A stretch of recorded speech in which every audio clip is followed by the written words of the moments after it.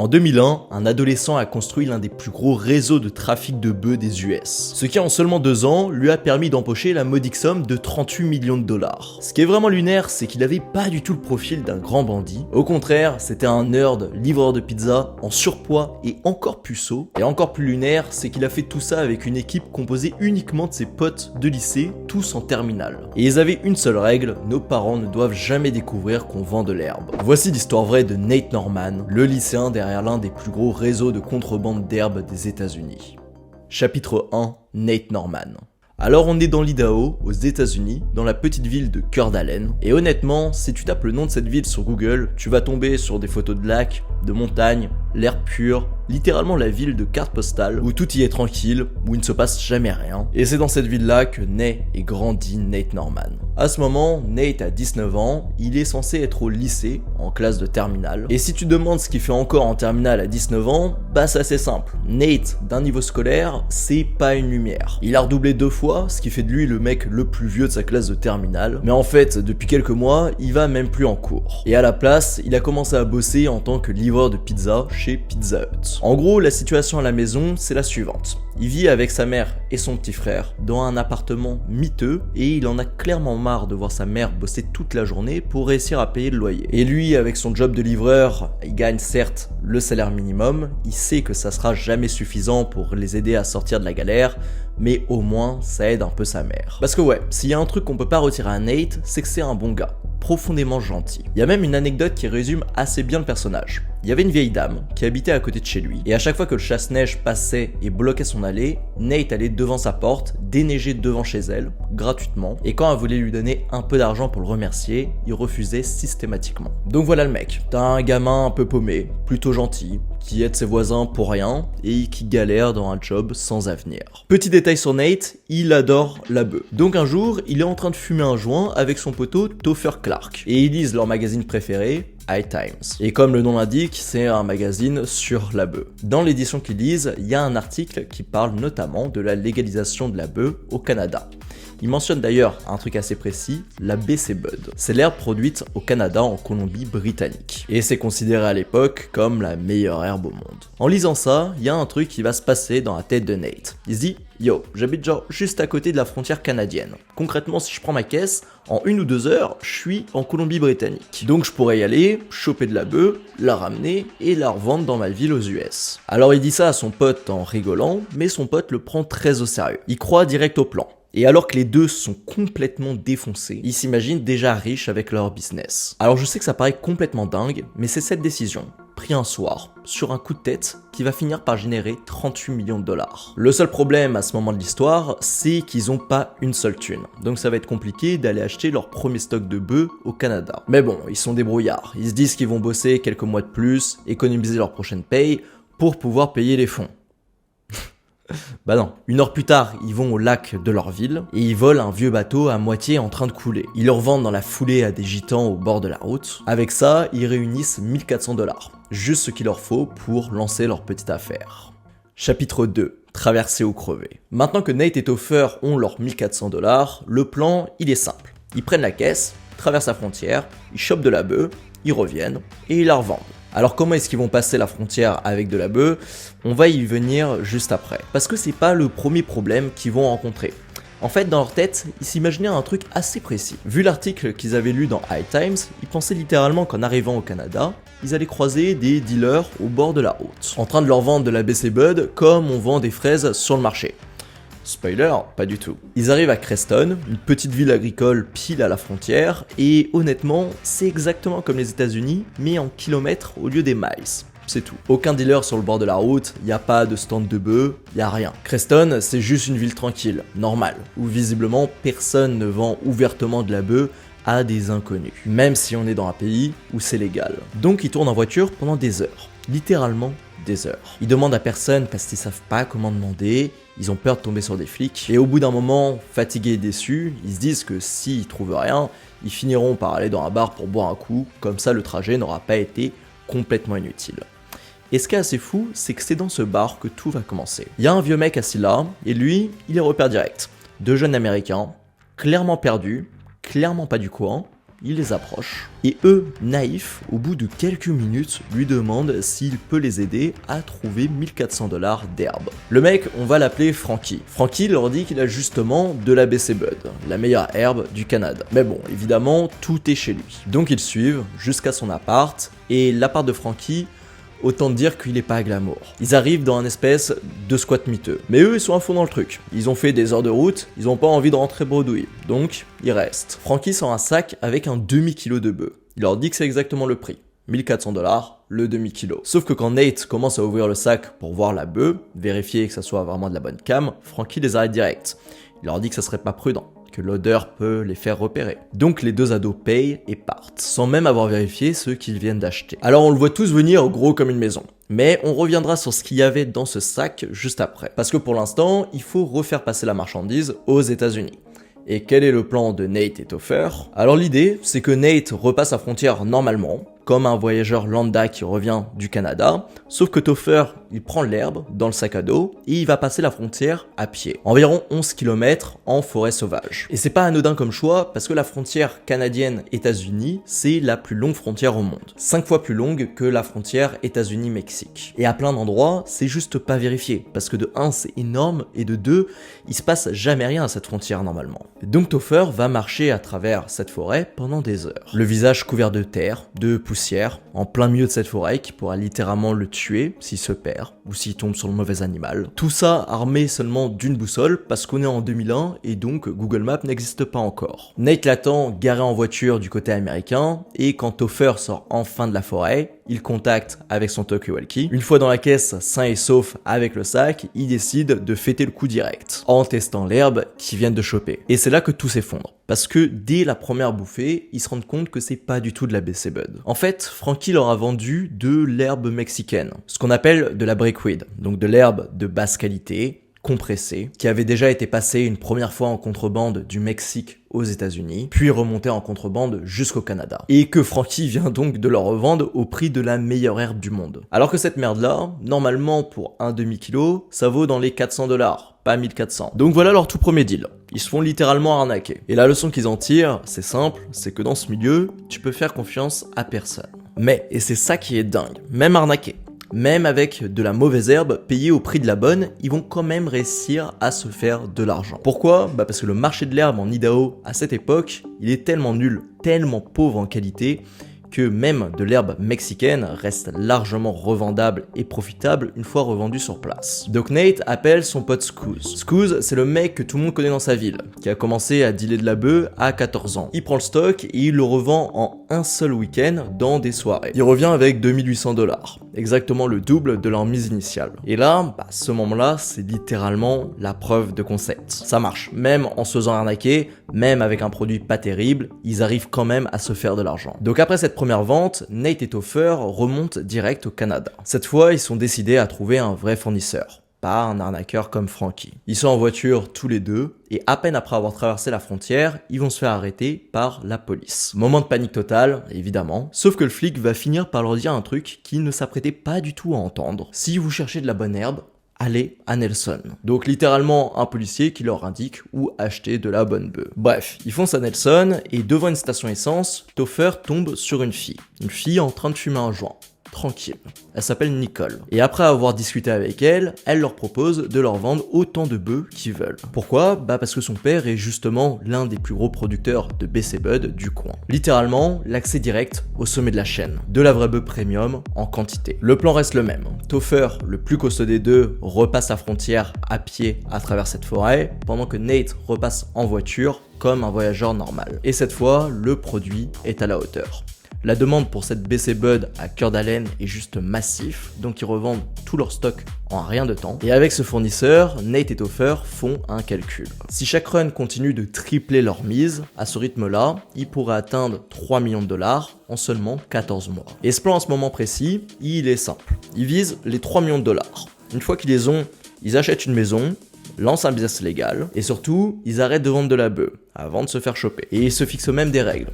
Pas d'armes, pas de meuf, rien de tape à l'œil, parce qu'ils savent déjà en théorie que c'est exactement ce genre de cupidité et d'excès qui font tomber les dealers qui se croient intouchables. Sauf que, et on en reparlera juste après, cette promesse-là, ils vont la bafouer à une vitesse hallucinante. Donc avec Nicole et son père comme fournisseur fixe, le système va se mettre en place. Il passe 1 kilo, puis 2, puis 4, puis 8. La montée est progressive. Et Nate devient de plus en plus à l'aise pour passer la frontière avec des milliers de dollars sur lui pour payer les stocks de bœufs. Au fur et à mesure que les quantités augmentent, Nate et Topher comprennent vite qu'ils peuvent pas gérer tout ce business à deux. Donc ils recrutent des amis, des anciens camarades de classe. Aucun d'entre eux n'est un criminel endurci. C'est juste des jeunes qui veulent de l'argent facile et qui ont vu Nate et Topher se remplir les poches. Et à son apogée, l'opération va compter 25 personnes. Topher, lui, devient le formateur officiel des nouvelles recrues pour les traverser à pied. Il leur apprend à marcher en forêt, à repérer les pièges du terrain,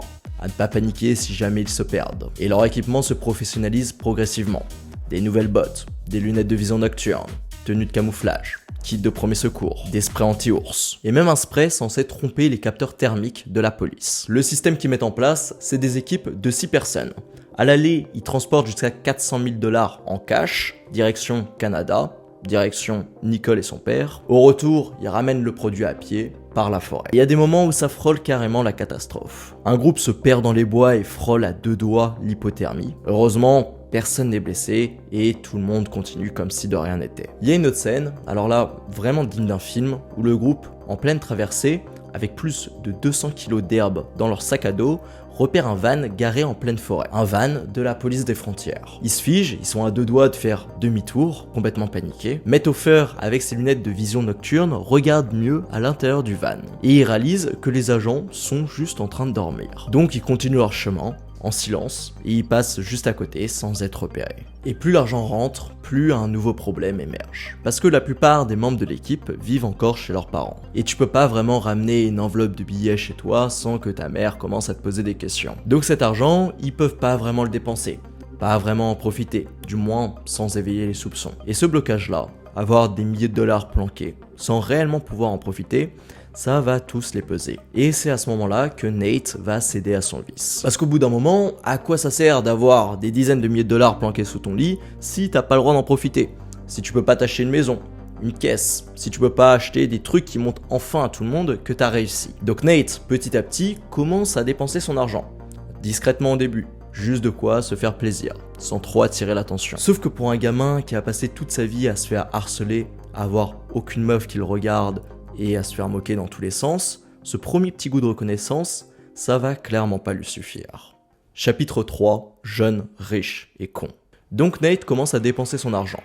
Et au début, c'est plutôt soft. Des quads, des jet skis, des bijoux en or, des grosses chaînes, des bagues, le genre de truc que tu t'achètes quand t'as jamais trop eu d'argent de ta vie et que d'un coup, t'en as beaucoup trop. Et puis viennent les fêtes, de plus en plus grosses et de plus en plus fréquentes. Et très vite, toute la ville de Coeur d'Alene commence à entendre parler de ces genres de projets X qui se passent chez Nate Norman chaque soir. Mais la vraie grosse dépense qu'il va faire, c'est la maison. Il achète une maison cash. Elle est énorme, au bord du lac, 8 chambres, une piscine à l'intérieur de la maison. Le mec qui vivait dans le sous-sol chez sa mère, dans un appart miteux, qui regardait sa mère galérer pour payer le loyer. Il a maintenant une maison à plus d'1 million pour lui et son petit frère. Et du jour au lendemain, lui et son crew deviennent littéralement les mecs les plus cool de Coeur d'Alene. Tout le monde veut leur parler, tout le monde veut venir à leur fête, tout le monde veut être leurs amis. Et ça, pour un gamin qui a toujours été le loser puceau, c'est exactement la dose de reconnaissance qu'il attendait. Sauf que tout ça, encore une fois, ça ne va pas lui suffire. Donc il va péter un câble et commencer à se comporter littéralement comme Tony Montana. Il commence à parler avec le même accent,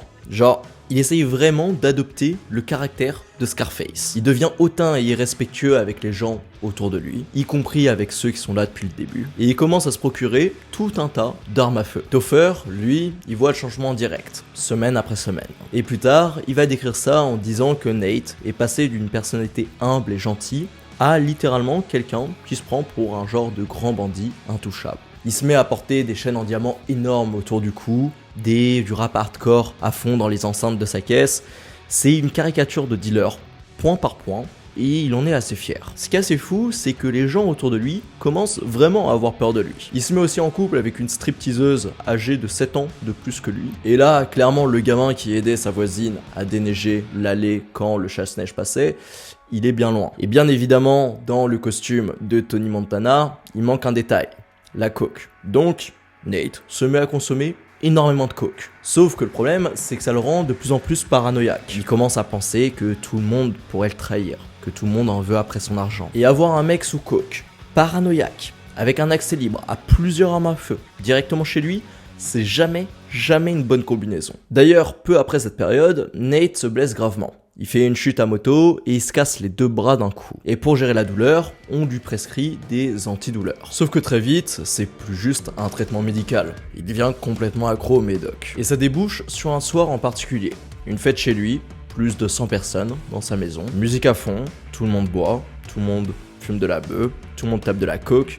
Bref, ambiance de folie. Et puis une bagarre éclate pour une histoire de meuf. Et ça dégénère hyper vite. Des cris, des bousculades, des gens qui se poussent dans tous les sens et des hurlements qui montent dans toute la maison. Et dans ce chaos-là, Nate, complètement défoncé, il va aller chercher l'une de ses plus grosses armes et se mettre à tirer à l'intérieur de la maison. Un témoin présent ce soir-là racontait que ça sonnait comme une bombe en train d'exploser. Et là, tout le monde se met à crier, à partir de la fête en hurlant, à courir dans tous les sens, à presque se marcher dessus pour sortir. Et ce soir-là, c'est littéralement le symbole de ce qu'est devenu Nate. Plus le petit livreur de pizza, mais un genre de Jordan Belfort, dealer, complètement hors de contrôle. Et c'est précisément à ce moment-là que ça va commencer à vraiment coincer avec Topher. Parce que Topher, lui, il est clairement pas à l'aise avec la direction que tout ça prend. Il a déjà gagné assez d'argent pour vivre confortablement jusqu'à la fin de ses jours, et il veut sortir du business avant que ce soit trop tard. Il dit clairement à Nate, il veut arrêter. Et Nate, lui, refuse, catégoriquement. Il lui explique qu'il est irremplaçable. C'est lui qui forme les nouvelles recrues. C'est lui qui sécurise les traversées en forêt. C'est lui qui tient toute la logistique du terrain. Sans Topher, selon Nate, tout le système s'effondre. Donc il lui propose encore plus d'argent, juste pour qu'il reste un peu plus longtemps. Et Topher, à contre-cœur, accepte. Mais avant de repartir ce jour-là, il lâche une phrase. Une phrase qui va clairement pas vieillir dans le bon sens du terme. Il lui dit « ça va mal finir ». Et il avait raison. Parce que pendant que Nate se transforme en version miniature de Tony Montana, il y a déjà quelqu'un d'autre, ailleurs, dans la même ville, qui dirige son propre réseau de contrebande de bœufs. Et ce quelqu'un-là, il commence sérieusement à en avoir marre que Nate Norman lui fasse concurrence. Chapitre 4, le rival. Donc je vous avais dit qu'il y avait quelqu'un d'autre, un autre réseau, dans la même ville, qui commençait sérieusement à en avoir marre de Nate. Ce quelqu'un, il s'appelle Brandon Butler. Il a 20 ans, à peu près l'âge de Nate, mais son histoire, elle est complètement différente. Brandon, à la base, c'est un enfant adopté, né en Corée et recueilli par des cadres d'assurance en Idaho. Sur le papier, c'est l'élève modèle parfait. Il joue du violon, il a des bonnes notes, il est le genre de gamin que les parents montrent en exemple. Sauf qu'à 17 ans, l'enfant parfait se transforme en ce qu'on pourrait appeler un faux voyou. Un mec qui se met à jouer au gangster alors qu'il vient d'une famille aisée et qu'il a jamais connu les vrais problèmes de la rue. Et la grosse différence avec Nate, elle est là.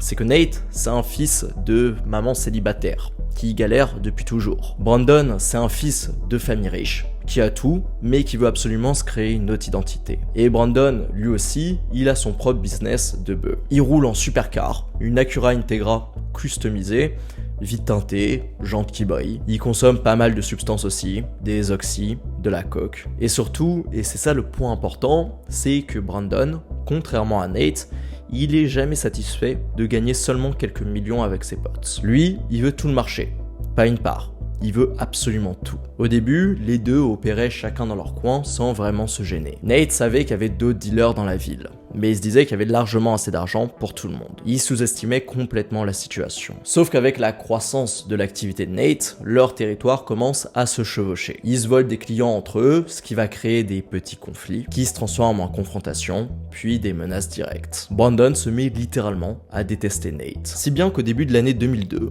Brandon prend une décision assez radicale. Il engage un tueur à gages. Et là, accrochez-vous parce que c'est l'un des détails les plus absurdes de toute l'histoire. Le tueur qui recrute, il s'appelle Giovanni. Et Giovanni, c'est pas un tueur professionnel, c'est un graphiste. Alors, Giovanni recrute 2 autres complices pour l'aider, peut-être aussi graphistes, et Brandon leur propose un deal. 100 000 $ pour éliminer Nate. Il verse un acompte de 5 000 $ en promotant les 95 000 $ restants une fois le travail terminé. Donc pour préparer le coup, Brandon accompagne lui-même Giovanni et ses 2 potes pour aller faire des courses. Ils achètent des chaussures noires, des pantalons, des gants, coupe-vent. et des bâches. Tout ce qu'il faut pour faire disparaître un corps. Giovanni se procure aussi des armes de poing et un couteau. Et en juin 2002, le plan passe à l'action. Brandon, assez malin, organise une fête ce soir-là, pour être vu par un maximum de témoins et avoir un alibi en béton. Pendant ce temps, les hommes de Giovanni passent à l'attaque. Sauf qu'ils ne ciblent pas Nate directement. Ils s'introduisent chez Scouse, son pote dealer, celui qui l'aidait à écouler ses stocks de bœufs, et ils le braquent. Ce qui leur a rapporté un joli butin de 40 000 $ en cash et plusieurs kilos d'herbe. Mais donc, la raison de ce braquage parallèle, c'est que Giovanni n'avait toujours pas reçu son acompte complet de Brandon. Donc, il a décidé de se faire un petit extra avant de s'occuper du vrai contrat. Sauf que cette décision-là, c'est une erreur monumentale. Parce qu'en braquant un des potes directs de Nate, l'équipe de Giovanni vient de mettre tout le clan en alerte maximale. Quand Nate apprend ce qui s'est passé chez Scouse, il pense d'abord à un cartel ou une bande rivale random, mais il réalise pas encore qu'il est lui-même la cible. Mais pour la première fois de cette histoire, Nate commence à avoir peur. Il change de maison. Il commence à dormir avec une arme chargée en dessous de son oreiller. Il est tellement parano que même ses potes galèrent à l'approcher. Pendant ce temps, du côté de Brandon, ça part aussi en vrai. Il doit toujours 95 000 $ à Giovanni et refuse catégoriquement de payer cette somme avant que Nate ne soit éliminé. Il continue de balancer des informations à l'équipe de Giovanni pour les aider à localiser Nate, sauf qu'une bonne partie de ces infos s'avère être fausse. Et chaque tentative ratée, ça alimente un peu plus cette colère entre eux. Et ça va durer pendant des mois et des mois. Alors en octobre 2002, tout explose. Brandon y organise une rencontre avec Joe et ses équipes dans un campement isolé. Officiellement, c'est censé être l'endroit où ils vont disposer le corps de Nate une fois mort. Sauf qu'une dispute éclate sur l'argent dû, et là, Giovanni craque, il étrangle Brandon, Brandon supplie pour sa vie, mais Joe finit par lui trancher la gorge. Il récupère l'argent que Brandon avait sur lui, il abandonne le corps précisément à l'endroit qui était censé servir à enterrer Nate. Bref, Brandon meurt, exécuté par les hommes qu'il avait lui-même payés pour éliminer son rival, ce qui est assez ironique. Le corps reste introuvable pendant presque un mois, mais les parents de Brandon, fortunés, lancent donc une recherche à grande échelle. Et le 13 novembre 2002, un bûcheron tombe dessus, en pleine forêt. Et là, le choc pour les parents de Brandon, il est total. Pour eux, c'était encore l'élève modèle, celui qui jouait du violon. Ils avaient aucune idée de la double vie de brigand de leur fils. Mais en creusant un peu, la police découvre exactement cette double vie. Brandon dirigeait donc sous le nom de Wang un véritable réseau de contrebande, distribué à travers plusieurs états. L'enquête remonte via des relevés téléphoniques jusqu'au numéro de Giovanni. Et en mars 2003, donc environ 5 mois après le meurtre, Giovanni et ses deux potes sont arrêtés. Ils avouent tout, le contrat sur Nate, l'opération de Brandon, le plan d'assassinat raté qui a fini par lui-même lui coûter la vie. Et quand cette nouvelle de la mort de Brandon éclate, le crew de Nate va directement l'interroger. Est-ce qu'il y a un lien avec tout ça? Et Nate affirme avoir eu aucune implication. Et honnêtement, à ce stade de l'histoire, vu le passif de Nate à base de coke, armes et paranoïa, c'est difficile d'être sûr qu'il dit à 100% la vérité. Mais une chose est sûre, c'est que ce meurtre, il change absolument tout pour la suite. Parce que jusqu'à présent, certes, la police avait repéré l'afflux d'herbes canadiennes vers l'Idaho, mais là, il y a un meurtre. Et ce meurtre, ça change la priorité de cette enquête du jour au lendemain. C'est plus de la petite contrebande locale. C'est désormais considéré comme du crime organisé. Donc en février 2003, la surveillance s'intensifie sérieusement. Le FBI s'implique de plus en plus avec la police locale. Ce qui fait que ce même mois, plusieurs dealers de l'équipe de Nate se font arrêter, avec cash, drogue et armes sur eux. Et là, petit détail qui va tout faire basculer, c'est que depuis leur cellule, lors de leur appel téléphonique autorisé, plusieurs d'entre eux disent littéralement « Préviens Nate que je suis en prison ». Ce qui confirme direct aux autorités que Nate Norman est bel et bien le chef derrière toute cette opération. Au même moment, Nate et son équipe, en voyant qu'une partie de leurs gars se sont fait serrer, ils comprennent l'ampleur de la situation dans laquelle ils sont. C'est plus un petit business d'ado qui vendent de la bœuf pour se payer des quads. Ils sont déjà allés beaucoup trop loin. Alors le crew prend une décision. Tout arrêter et fuir, avec l'argent déjà accumulé. L'équipe se retrouve à l'aube dans la maison d'un d'entre eux pour préparer le départ, sauf qu'au lieu de faire vite, ils traînent, ils se mettent à fumer des joints et se remémorent le bon vieux temps.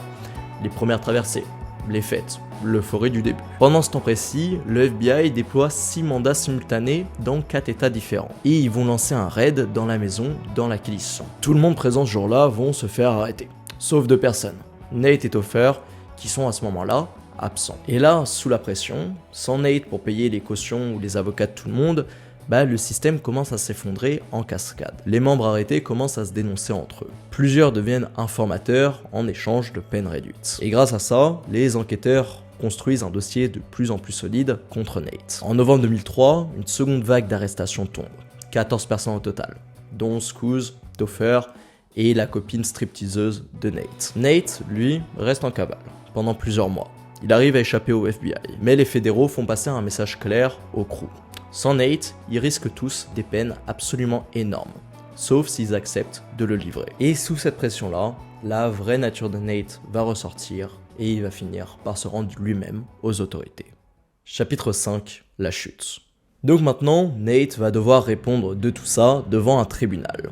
On est en 2004, donc Nate a 21 ans. Ce qui veut dire que le tribunal ne va pas le traiter comme un ado qui a fait de mauvais choix.